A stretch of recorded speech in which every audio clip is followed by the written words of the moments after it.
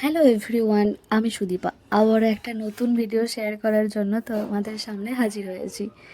তো এই যে আমার ঘরের এক টুকরো স্বর্গর ভিডিও নিয়ে তোমাদের কাছে হাজির। হ্যাঁ হ্যাঁ, এই ফ্রিজটাই আমার কাছে এক টুকরো স্বর্গ।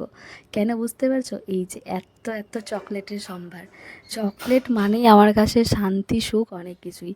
তো কয়েকদিন আগে একটা ভিডিওতে আমি শেয়ার করেছিলাম যে আমি ফ্রিজটার জন্য একটা কভার আর এখানে পাতার জন্য যে ম্যাটগুলো হয় সেগুলো আমি অর্ডার করেছি। তবে সেটা না এখনও পাতা সম্ভব মানে সময় হয়ে ওঠেনি। তো সেই জন্যই মাকে বললাম চলো আজকেই ওটা পেতে ফেলি। তো আগের বছর অর্থাৎ 2025-এর 9ই ফেব্রুয়ারি এই কাজটা করেছিলাম। মাই প্রথমে এই ম্যাট্রেসগুলো পাচ্ছিল, তবে সেটা ঠিকঠাকভাবে পারছিল না বলে আমি বললাম যে সরো, আমি কাজটা একটু করে দিই।